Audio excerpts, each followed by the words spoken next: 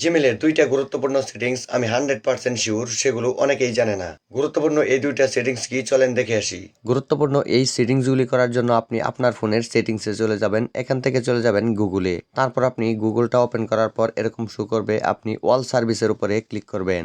একটু নিচের দিকে যাবেন, দেখেন এখানে লেখা আছে পার্সোনালাইজেস ইউজিং শেয়ারিং ডাটা।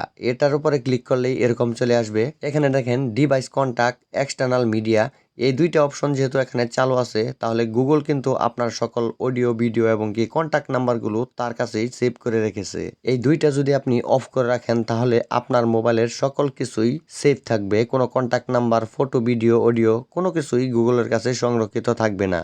তারপর আবারও বেগে চলে আসবেন, একটু নিচের দিকে যাবেন, দেখেন লেখা আছে ইউজেস অ্যান্ড ডায়াগনস্টিক।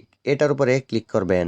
এটা যদি আপনার অন করা থাকে এইটাকে আপনি অফ করে দিবেন। আর এটা অফ করে দিলে আপনার ফোনের ডাটা অনেকটাই কম কাটবে এবং আপনার ফোনের চার্জও অনেকটাই কম কাটবে, মানে আপনার ফোনটা আগের তুলনায় অনেকটাই চার্জ বেশি থাকবে। ভিডিওটি ভালো লাগলে অবশ্যই ভিডিওতে লাইক, কমেন্ট ও শেয়ার করবেন।